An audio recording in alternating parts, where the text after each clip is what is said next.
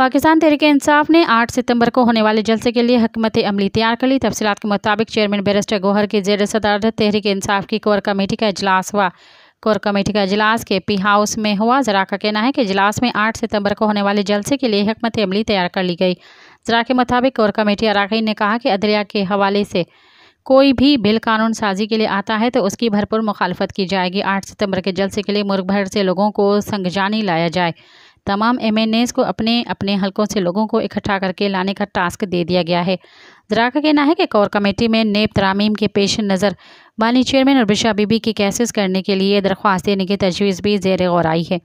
Core committee अरकान ने कहा कि PTI के उम्मीदवारों के कारकुन मीटिंग पर पुलिस के छापे की भरपूर मजम्मत करते हैं। 8 सितंबर को हर हाल में संगजानी के मकाम पर जलसा करेंगे। इजलास में मेंबरान असम्बली को कारकुनान को जलसा में लाने की जिम्मेदारी भी दी गई। मज़ीद ख़बरन ऐं तफ़सीलात लाइ विज़िट कयो असांजी वेबसाइट www.awamiNewsHD.com ऐं ॾिसंदा रहो अवामी न्यूज़ HD।